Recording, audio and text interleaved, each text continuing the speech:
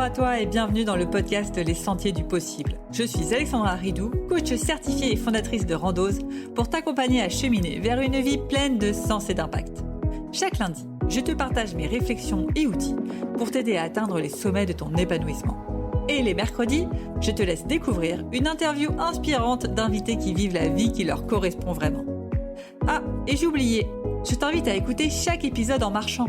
Les neurosciences l'ont démontré, marcher te permet de prendre plus de recul, de développer ta créativité et ainsi prendre les meilleures décisions pour vivre la vie qui te fait vibrer. Hello, je suis ravie de vous retrouver pour ce nouvel épisode de podcast. Et aujourd'hui, je vais faire un épisode qui va peut-être un peu être polémique. Je vais essayer de rester quand même dans le politiquement correct. Je vais vous parler de oser prendre sa place et surtout oser prendre sa place quand on est une femme. D'où m'est venue l'idée de cet épisode.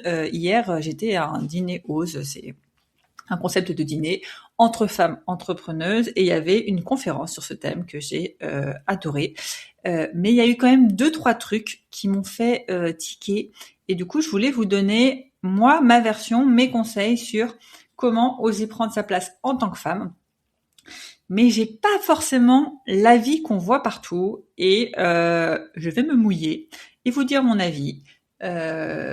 Si vous n'êtes pas d'accord, si je vous offense, je suis navrée. C'est pas volontaire. Mon objectif est pas de me faire des ennemis. Mais j'aimerais quand même changer quelques perceptions qui, c'est pas ce qu'on a l'habitude d'entendre partout, surtout aujourd'hui, mais qui a vraiment plus raison que l'autre, est-ce qu'il y a une meilleure version pour arriver à un résultat qu'un autre? On n'en sait rien. On verra. Si ça vous parle, tant mieux. Si ça vous parle pas, arrêtez l'épisode ou dites-moi ta gueule Alexandra.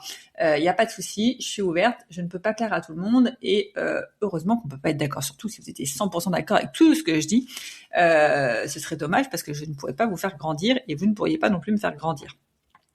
Donc, oser prendre sa place en tant que femme. Petite introduction pour comprendre pourquoi je vous dis tout ça. Je suis une féministe, mais je suis pas l'image de la féministe ultra engagée qu'on voit partout. Pour la simple et bonne raison, je pense, et c'est un truc qui m'a toujours marqué, j'ai jamais vécu ou avoir la sensation d'avoir vécu un truc où j'étais inférieure en tant que femme. Vraiment, là je l'ai vu hier. Tu parles à n'importe quelle femme, elle va te citer des trucs où « Ah non, là on m'a pas respecté. Ah non, mais là t'imagines, il a dit ça. » Bref, tu sens que la personne, elle a cette sensation d'avoir été traitée de manière inférieure parce qu'elle a été une femme. Du coup, quand je me dis que 100% des gens avec qui j'étais hier ont eu cette sensation, il y a de fortes chances que vous qui m'écoutez avez également déjà eu cette sensation. Et du coup, c'est une question qui m'a déjà beaucoup taraudé dans le passé et qui m'a taraudé toute la nuit mais comment ça se fait, Alexandra, que tu n'aies jamais eu cette sensation, que tu n'aies jamais eu ce truc de la femme est inférieure à l'homme. Mais quand je vous dis vraiment je l'ai jamais eu, c'est pour moi il y a même pas de sujet. C'est pour ça que je dis je suis une féministe mais pas la féministe engagée parce que il y a pas de bataille parce qu'il y a pas de sujet pour moi. L'homme est égal à la femme, point. La femme est égale à l'homme dans le sens qu'on veut. C'est un non-sujet et pourquoi c'est un non-sujet pour moi? Pourtant clairement mes exemples familiaux, les 2 grands-parents, c'est vraiment la femme au foyer et l'homme qui ramène plein d'argent. Mes parents, c'est un petit mix des deux. C'est quand même mon père qui ramène le plus d'argent et ma mère qui nous a pris à chaque fois 1 an de congé mat et qui avait un travail qui rapportait de l'argent mais rien de flamboyant. Donc on est quand même dans des rapports homme supérieur, femme inférieure, on va dire, en tout cas d'un point de vue professionnel. Mais après, au collège, au primaire, j'ai aucun moment souvenir d'avoir vécu des trucs où je me suis dit tiens, je suis inférieure à un homme. Je pense que mes parents aussi ne m'ont jamais fait sous-entendre que la femme pouvait être inférieure à l'homme. Vraiment, j'ai jamais. Ouais, les trucs d'inférieur homme-femme, je pense, je les ai découverts en grandissant, quand les gens ont commencé à m'en parler, mais j'étais peut-être dans une petite bulle où mes parents m'en ont jamais parlé de ces différences homme-femme et la femme, il faut qu'elle se batte pour être à l'égal d'homme. J'ai jamais entendu ma mère dire ça. On avance dans le temps. Lycée, alors oui, Je me suis fait siffler dans la rue, mais à aucun moment je me suis dit que c'était un manque de respect. Alors c'est peut-être moi le problème. Je me disais juste à l'époque, trop bien, t'es canon, elle est canon, ta petite robe, tac tac tac. Vraiment à l'époque, moi j'avais de la fierté quand je me faisais siffler dans la rue. Et encore maintenant, je me fais plus trop siffler dans la rue parce que j'ai pris de l'âge, mais je pense que si je me faisais siffler dans la rue, je me dirais juste, bah ouais, je suis canon. Et pourquoi je le prends pas mal? Du coup, je me suis posé la question. Je pense parce que ça me dérange pas non plus moi de dire, il est beau ce mec. Alors oui, j'irai pas le siffler parce que j'ai autre chose à faire. Mais pareil, je me pourrais faire la réflexion de tiens, il est canon ce mec. Je me dis juste que la personne elle se dit que je suis canon et que sa manière à elle de communiquer, elle est un peu conne, c'est siffler. Mais il y a des cons parmi les femmes, parmi les hommes. C'est pas un truc d'homme-femme en fait, être con. Donc voilà. Je continue de grandir, d'avancer dans l'histoire de ma vie. J'ai fait une école d'ingénieur, plein d'hommes. À aucun moment je me suis sentie inférieure, plutôt même supérieure, parce que les hommes quand même, quand ils sont jeunes, ils sont un peu cons. Donc j'ai pas du tout eu ce truc de homme supérieur, femme inférieure. Et on rentre dans le monde professionnel. Et j'ai commencé par les transports, qui ont quand même un monde très masculin. Honnêtement, peut-être que on m'a fait des réflexions pas du tout appropriées, mais alors pour moi, il y a tellement pas de sujets que je les ai même pas perçus. C'est-à-dire que dans toute l'entreprise, à aucun moment j'ai perçu une différence homme-femme. À aucun moment, déjà j'ai été moins bien payée qu'un homme, parce que ça c'est sûr que c'était tellement un non-sujet que pour moi que au début j'étais moins bien payée à cause du diplôme. Déjà, je suis allée me battre. Non, on va me payer pareil parce que je fais le même boulot et que je les vaux. Donc, à aucun moment, j'ai eu, bref, ça fait 6 minutes que je parle déjà. À aucun moment, globalement, vous l'avez saisi, j'ai eu cette sensation d'être inférieure à un homme qui avait un sujet d'homme-femme. Des femmes sont inférieures, les hommes sont supérieurs, que la femme ne doit pas prendre sa place. C'est vraiment un non-sujet. Je passe du temps sur cette introduction parce que vous comprendrez du coup plus ma philosophie derrière, et peut-être que je suis un extraterrestre, mais je pense qu'il y a du bon dans ma vie d'extraterrestre à prendre, et c'est ça que je voulais vous partager aujourd'hui. Si vous voyez pas de bon à prendre dans ma vie d'extraterrestre, il y a pas de souci. Encore une fois, il y a plein de moyens de prendre sa place et il y a plein de philosophies de voir les choses, pour voir les choses, et tout est ok. Donc voilà. Donc maintenant que je vous ai dit ça, forcément, quand je vois une conférence sur oser prendre sa place en tant que femme, j'ai envie de dire, mais cette conférence ne devrait pas avoir lieu parce qu'il ne devrait pas y avoir de sujet. Maintenant, je comprends bien que certaines ont vécu d'autres histoires que la mienne, que certaines ont peut-être vécu des discriminés hommes-femmes ou autres, des trucs qui les ont choqués. Moi, il y a toujours un truc qui m'a marqué aussi. J'ai pris le métro parisien pendant 10 ans. Soit je l'ai pas remarqué, mais on ne m'a jamais touché les fesses quand j'étais collée serrée comme ça. Alors je sais pas si j'ai une aura autour de moi qui fait dire un homme ne m'approche pas, ne me touche pas les fesses. Peut-être que c'est ça. Peut-être que c'est juste que oui, quand je me fais bousculer, je me dis pas que c'est une main, je me dis que c'est tout simplement quelqu'un qui me bouscule avec son genou, avec un sac, alors que c'est peut-être une main. Mais comme en fait dans ma tête il y a pas de sujet, et ben je fais pas ces hypothèses là. Bref, il y a plein de choses qui peuvent expliquer cela. Mais en tout cas, j'ai jamais rien vécu. Mais peut-être que vous avez vécu des choses et vous vous dites ça, c'est à cause de la société actuelle parce que la femme est inférieure à l'homme. Déjà, je pense que la première chose, c'est peut-être pas facile, mais vraiment, moi, ce que je perçois, c'est moins c'est un sujet pour vous, plus c'est simple d'oser s'affirmer parce qu'il n'y a pas de sujet. Donc, ce que j'ai envie déjà de vous inviter aujourd'hui, c'est à vous poser la question, mais pourquoi ça devrait être un sujet, ce truc d'égalité homme-femme? Pourquoi il y a besoin d'autant en parler et on ferait pas juste toutes comme si c'était un non-sujet? Parce que si c'est un non-sujet, je dis n'importe quoi, le fait d'être blond ou brune, ou blond, brun, alors roux, ça peut être un petit sujet pour certains. C'est une blague, second degré. Non, mais la couleur de cheveux, normalement, c'est un non-sujet pour tout le monde. Si c'est un non-sujet pour tout le monde, à part, c'est devenu un sujet à l'époque d'Hitler avec les blonds, mais aujourd'hui, c'est quand même un non-sujet pour tout le monde. Il n'y a pas les blonds qui vont venir dire ah attention, on m'a discriminé parce que je suis blond. Non, parce que c'est un non-sujet. Et du coup, la personne va dire ah mais c'est parce que je suis une femme. Alors que ça se trouve, c'est parce qu'elle est blonde. Bref. Je m'égare totalement. Mais ce que je veux vous dire là, c'est que à partir du moment où les trucs sont des non-sujets, on n'a pas ce biais de confirmation de c'est parce que si, c'est parce que ça. Donc, je pense que la première étape, si vous voulez oser vous affirmer en tant que femme, c'est prendre conscience que il devrait pas y avoir de sujet. C'est comme vous êtes blonde, vous êtes brune, c'est pas un sujet. Vous avez les cheveux raides, vous avez les cheveux frisés, c'est pas un sujet. C'est pas pour ça qu'on va vous traiter différemment. Et quand vous vous mettez ça dans la tête, votre manière d'agir et votre manière de percevoir comment les autres vont agir envers vous va totalement changer. Et je pense vraiment que c'est ça qui fait que, à titre personnel, alors peut-être que je suis totalement aveugle, hein, mais je ne vois vraiment, quand je vous dis, moi je vis dans un monde où les hommes sont égaux des femmes et je ne vois rien qui prouve le contraire. Oui, quand on me raconte une histoire, je me dis ah bah oui, là la personne t'a totalement rabaissé, mais une partie de moi va quand même se dire ça dépend du contexte, ça dépend de ci, ça dépend de ça. En même temps, tu t'es laissé faire rabaisser. J'ai aussi une philosophie pour information. Mais en général, si vous m'écoutez, vous êtes dans le coaching, l'accompagnement, vous avez un peu la même. Toute relation est co-créée. Une relation ou de supériorité ou d'infériorité est tout le temps co-créée. Vous avez toujours une part de responsabilité là-dedans. Je vous donne un exemple tout bête. Très bon exemple. Il est pas bête, pardon. Il est très bien. Hier, j'étais à la sortie de l'école avec les mamans. Et on se moque de moi parce que ma fille, quand j'étais pas là, bref, il y a une semaine, disait à d'autres mamans faut demander à papa de réparer mon vélo. Les autres mamans disent bah tu pourrais demander à ta maman. Et ma fille répond bah non, ma maman elle est trop nulle en bricolage, c'est mon papa qui bricole. Ces mamans-là, ça les a choquées d'où c'est pas toi qui bricole et c'est l'homme qui bricole.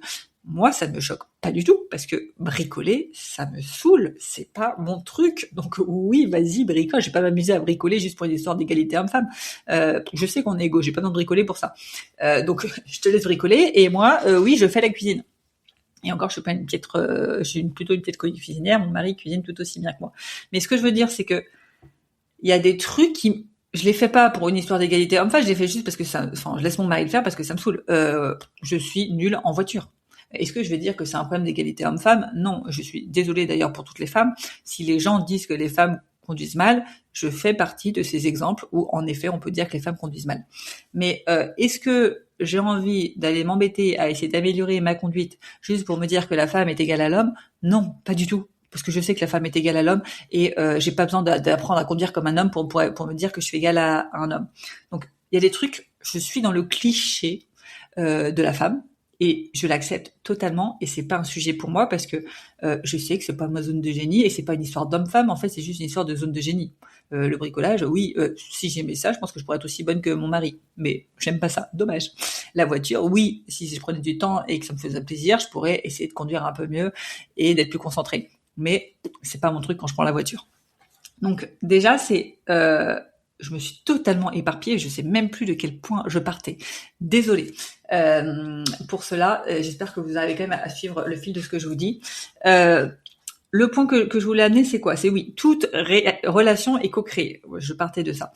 Donc, à un moment donné, si je dis à mon mari que je vais faire les courses, que je m'occupe des enfants parce que c'est plus rapide, que c'est moi qui vais faire le ménage parce que c'est plus rapide si je le fais moi-même, forcément mon mari il fait pas les tâches ménagères. Mais j'ai co-créé le truc en vrai, puisque c'est moi qui il est trop lent, je le fais à sa place. Donc tout est co-créé. Il y a des choses aussi, je lui ai pas demandé. Ah bah oui, si je lui ai pas demandé, forcément il l'a pas fait. De la même manière, moi il y a des trucs, s'il me demande pas de l'aider sur les travaux, c'est sûr que je vais pas l'aider sur les travaux. Donc voilà, donc c'est de se dire que tout est co-créé. Donc quand vous avez le sentiment d'être dans une relation où la femme est inférieure et l'homme supérieur, il y a de fortes chances que vous l'ayez co-créé parce que vous avez autorisé cette chose à arriver. Vous n'avez pas dit non, vous n'êtes pas affirmé, justement, c'est là où on s'affirme. Et pourquoi vous n'êtes pas affirmé ? Peut-être parce que manque de confiance en vous. Et ça, je le nie pas. Alors j'ai pas l'impression d'avoir ça en blocage, mais très certainement, vous avez eu des conditionnements à l'école, de vos parents ou autres, la fille, elle doit faire plaisir, la fille, elle doit pas se respecter pour respecter les autres, elle doit être serviable, elle doit être souriante, elle doit être ci, elle doit être ça. En vrai, je l'ai eu totalement. Si vous prenez moi, quand j'étais en primaire et en collège, c'était la petite fille parfaite. Elle dit pas un mot, elle dit bonjour, s'il vous plaît, madame. Qu'est-ce que tu veux faire, comme tu veux. Oui, monsieur. Bref, le moule parfait de l'enfant parfaite. Puis l'adolescente est arrivée. Voilà, Alexandra, elle a pété un câble. Elle a toute seule débloqué tout et plus rien à faire du regard des autres. Et du coup, je m'assume, je m'impose et j'ai plus de soucis à date. Je pourrais pas vous dire qu'est-ce qui s'est passé dans mon cerveau. Mais il y a eu un vrai switch. Alors en vrai si, c'est les relations, je pense que j'ai eu la chance d'avoir des super amis à ce moment-là qui m'ont fait voir, hey, c'est quoi la vérité, le vrai monde, la vérité, et tu peux être toi-même, qui m'a vraiment aidé là-dessus. Mais bref, peut-être que vous actuellement vous êtes encore dans ce modèle de la bonne élève, de il faut faire plaisir, il faut pas faire de bruit, etc. Je vous invite vraiment à vous libérer de ces blocages pour prendre votre place. Et c'est pas une histoire pour moi d'homme-femme, c'est juste ça. Alors je dis pas qu'il n'y a pas de différence entre les hommes et les femmes. Désolée, je fais une parenthèse, je pense que je vais encore me perdre. Je fais pas partie de ces gens qui pensent que l'homme et les femmes sont vraiment égaux sur tous les points. Pas du tout. Déjà, physiquement, qu'on se le dise, on n'est pas égaux. Nous, on peut pas pisser debout. Désolé. On ne pourra jamais. Les hommes et les femmes, je pense que génétiquement aussi, alors, j'ai un garçon, une fille, peut-être que c'est un pur hasard, peut-être qu'on les a conditionnés sans le vouloir. Mais quand même, quand je vois la classe de mes deux enfants, les garçons ont un truc de testostérone en plus. Faut qu'ils bougent partout et il faut qu'ils fassent la course partout. Les filles, un peu moins. Même si on prend l'exemple de ma fille, elle traîne qu'avec des garçons, elle joue pas à la poupée. Donc on n'est pas dans du stéréotype, mais je vois quand même qu'elle a pas ce truc de testostérone de faut que je tape à 24. Elle a quand même ce truc de je tape un peu, mais elle a pas à 24 comme un garçon. Donc, je pense quand même qu'on a des différences fondamentales et que la fille, quand même, ça fait des milliers et des milliers et des milliers d'années depuis la préhistoire où la place de la fille, c'est quoi? C'est dans le care, c'est dans s'occuper des autres, c'est dans prendre soin de sa famille, prendre soin du village, là où l'homme, ça allait chasser. Je pense qu'on a encore ça en nous, qu'on le veuille ou non, et c'est ok en fait. Ça veut pas dire qu'il y en a un qui est supérieur ou un qui est inférieur, c'est juste que on n'a pas les mêmes besoins, on n'a pas les mêmes manières de réagir. Et donc je pense qu'on a toujours quand même en nous ce truc d'être dans le soin pour les autres, d'être je m'oublie pour faire survivre la tribu. On l'a toujours en nous, mais la bonne nouvelle c'est quand même le cerveau il est malléable. On peut changer nos connexions neuronales, on peut créer de nouveaux systèmes de croyances pour justement aller implémenter des nouvelles croyances et se dire, ok, en fait, je peux être là pour ma tribu, mais je peux aussi être là pour moi. Hey, je peux faire les deux. C'est la fête, grande nouveauté. Du coup, qu'est-ce que je fais? J'en profite. J'en profite pour justement me dire, ok, aujourd'hui, je sais que si je m'assume, si je prends ma place, ça veut pas dire écraser l'autre. Encore une fois, on veut pas être supérieur, on veut pas être supérieur inférieur. En fait, on est tous uniques, on est tous chacun soi. C'est très bien comme ça. Il y a pas besoin de se comparer. Donc, je veux pas écraser les autres, je veux juste être moi-même. Tout simplement. C'est ça pour moi, prendre sa place en tant que femme, c'est être soi-même. C'est dire, ok, là j'ai un besoin de temps pour moi. Donc, je vais prendre mon temps pour moi et le papa, par exemple, il va s'occuper de l'enfant.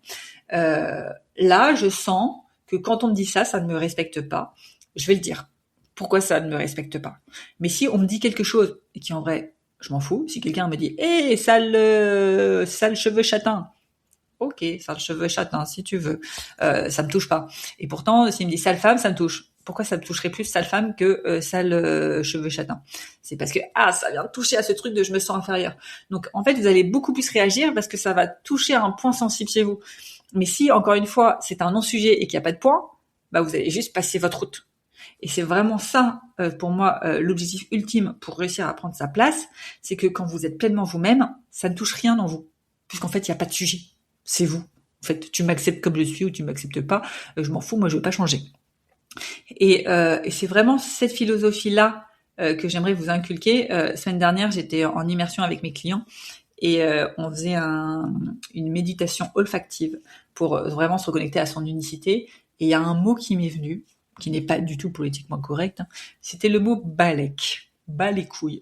Et c'est vraiment ça, je pense, en fait, je l'ai mis un mot sur ma philosophie de vie, c'est ce truc de, mais en fait, je m'en les balèque des autres. Ça veut pas dire que je les respecte pas, ça veut pas dire que je vais faire des choses pour leur faire du mal, ça veut juste dire que si à cet instant T-là, ce qui est bon pour moi, ce que me dit mon intuition, c'est ça, j'y vais. Et j'ai confiance en moi, j'ai confiance aux autres, j'ai confiance en l'environnement, sur le fait que tout le monde va s'adapter, tout est lié, nos relations sont co-créées, la relation va évoluer et que ça va aller dans le bon sens. Donc vraiment, à partir du moment où il n'y a pas de sujet, il n'y a pas de sujet, on peut vous dire n'importe quoi, ça vous touche pas.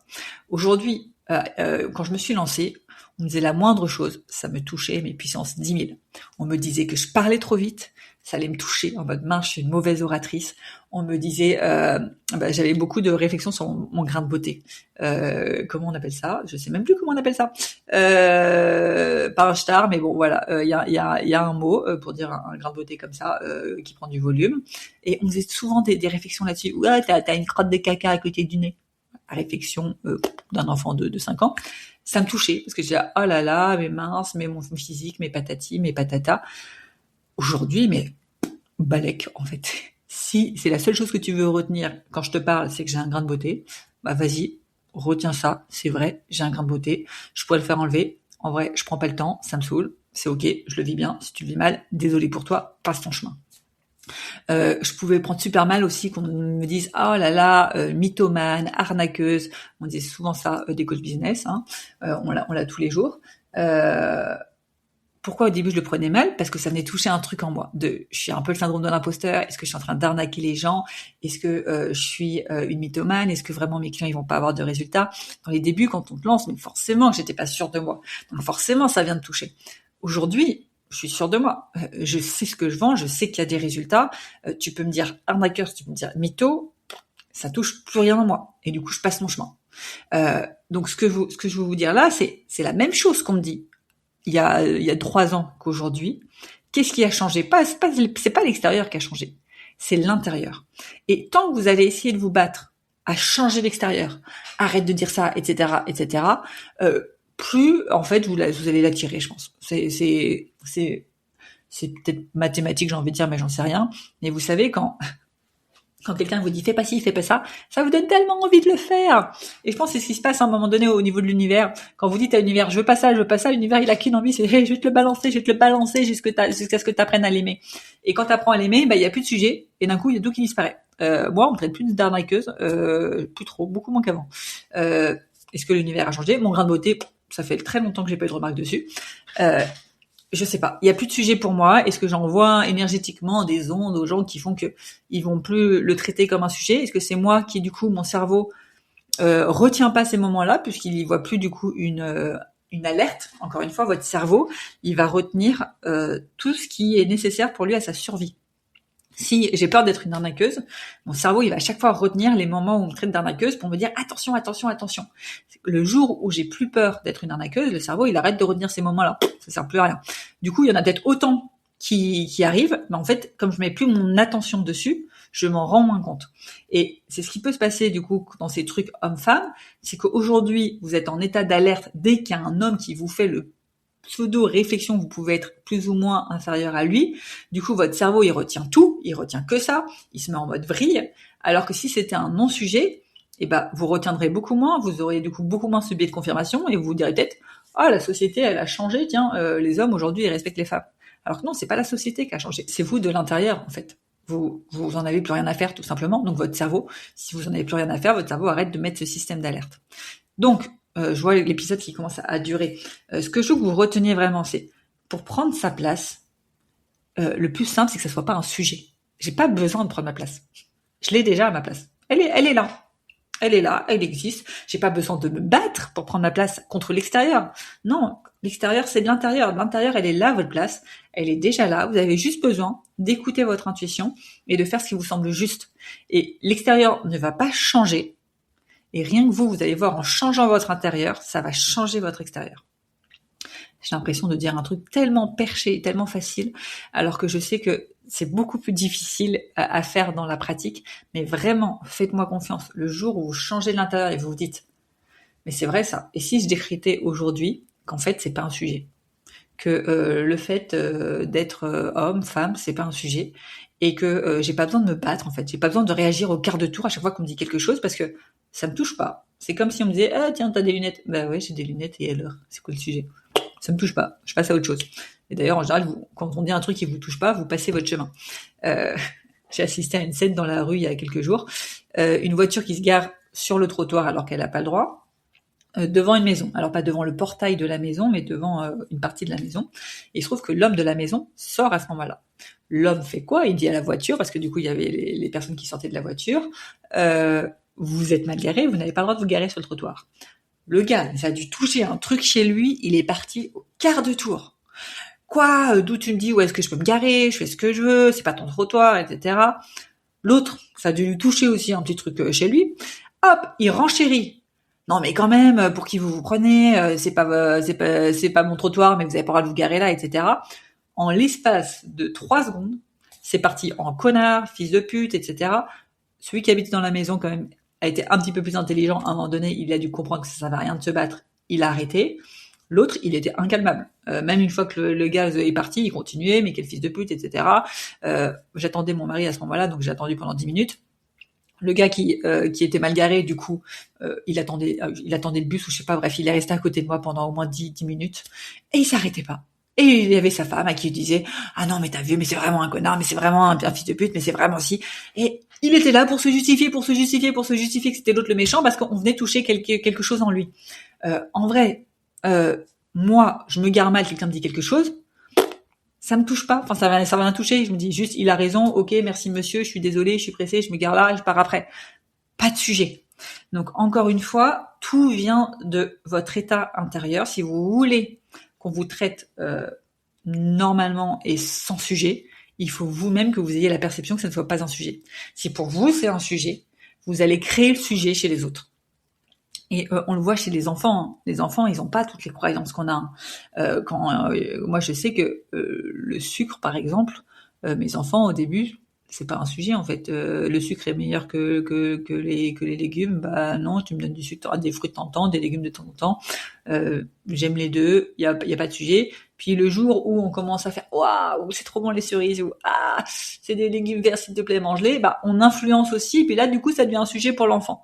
Donc c'est un exemple, encore une fois, un peu pourri. Il y a des enfants qui, dès le début, arrivent à repérer très facilement le sucre, c'est meilleur que les légumes. Je sais que moi, j'ai eu de la chance, mes enfants, non. Mais voilà, ce que je veux dire, c'est que on influence énormément aussi notre extérieur, mais que si on enlève toutes nos croyances, un non-sujet ne peut pas nous générer de l'émotion. Il n'y a pas besoin de se battre, il y a juste besoin d'être soi-même et ça vient de l'intérieur. Je vais m'arrêter là parce que je pense que vous avez saisi l'idée. Encore une fois, ça ne veut pas dire que je nie les inégalités hommes-femmes. J'entends plein d'histoires où je me dis oui c'est vrai, et j'entends plein d'histoires aussi où je me dis c'est vrai, mais c'est quand même co-créé. La femme qui est moins bien payée que l'homme, si elle s'est jamais plainte, bah elle s'est co-créée. La femme qui est moins bien payée que l'homme parce que elle a fait 3 ans d'arrêt, bah c'est normal parce qu'elle a fait pour moi 3 ans d'arrêt où elle s'est choisie elle, et tant mieux. Mais dans la société actuelle, et on peut pas changer la société actuelle, si tu fais 3 ans d'arrêt, que tu sois homme ou femme, ça fait 3 ans de moins travailler, ça fait une petite baisse de salaire après. Mais tu peux la rattraper. Par contre, ça veut pas dire que tu peux pas rattraper ton salaire. Non, tu fais du bon boulot, tu le rattrapes. Mais c'est juste mettre des constats derrière des choses qui sont très factuelles et sont aussi co-créées. On a tous notre part de responsabilité. Alors le viol, non. Ou il y en a qui vont dire oui. Là, c'est le seul truc où je me dis voilà, il y a quelqu'un qui vous tire une balle dans la tête. Vous n'avez peut-être pas forcément votre rôle de co-responsabilité, mais en dehors des cas extrêmes, on retire les extrêmes. Les trucs du quotidien, quand j'échange avec des femmes, quand même, 90% des choses qu'on me dit, je me dis, elles sont co-créées. Donc, c'est reprendre sa part de responsabilité et vraiment se dire, ok, je change mon intérieur avant d'aller me battre contre l'extérieur, parce que j'ai pas besoin de me battre si c'est un non-sujet. J'ai besoin de me battre à partir du moment où il y a un sujet. Et essayer vraiment d'en faire un non-sujet. La femme est égale à l'homme, point barre. Le roux est égal au blond. Les personnes qui portent des lunettes sont égaux à ceux qui en portent pas. Les blancs sont égaux aux noirs. Il n'y a pas de sujet. Voilà, stop. Et si pour vous, il n'y a pas de sujet, on peut vous dire n'importe quoi, vous rigolerez. Et c'est pareil pour moi, pour le racisme. À partir du moment où il n'y a pas de sujet, on peut rire du racisme. Dès qu'il y a un sujet, et que ça, vous vous dites tiens il y a un sujet, ah bah non on peut pas rire parce que c'est un vrai sujet. Oui mais est-ce qu'on pourrait pas juste faire comme si c'était un non-sujet et que ce soit naturel en fait quand tout le monde soit égaux? Ça paraît bisounours, mais c'est ma vision des choses. Après heureusement pour vous je suis coach business et pas coach en relation, mais voilà, c'était un peu ce que je voulais vous partager aujourd'hui parce que hier vraiment encore une fois quand je voyais toutes ces femmes raconter leurs histoires, dire ah mais c'est tellement dur pour nous de nous assumer, de prendre notre place, les hommes ne nous laissent pas faire. Non, les hommes nous laissent pas faire parce qu'on se laisse faire en fait tout simplement. Mais si on se laissait pas faire, Margaret Thatcher, elle s'est pas laissée faire, ça l'a fait. Il y a plein de femmes pour qui ça le fait. Il y a pas de raison que ça le fasse pas pour vous. Faut juste simplement se dire que c'est un non-sujet et s'accepter tel qu'on est et chacun ses forces. Voilà, et bien écoutez, je vous laisse ici, restez bien jusqu'au bout de l'épisode pour avoir votre question de coaching à méditer en marchant et en musique, et je vous dis à très vite. Avant de te plonger dans la question de coaching du jour, pense à rejoindre la plateforme d'exercice en ligne du podcast pour y retrouver les notes d'épisode, les questions de coaching et l'action à réaliser pour cheminer pas à pas vers une vie pleine de sens et d'impact. Le lien est en description de l'épisode. Et bien évidemment, si tu as aimé cet épisode et le concept du podcast, tu peux me le faire savoir en me laissant une belle note ou un joli commentaire sur la plateforme de ton choix. Tu peux aussi partager le podcast à une personne qui peut en avoir besoin. Et c'est parti pour tes 2 minutes de coaching et on se retrouve très vite dans le prochain épisode. Bye bye! Et c'est parti pour ta question de coaching à méditer en marchant et en musique. Et aujourd'hui, je te pose cette question. Qu'est-ce que ça changerait dans ta vie, dans ta manière de te comporter, dans ta manière de parler, dans ta manière de voir les choses, si l'égalité homme-femme était un non-sujet ?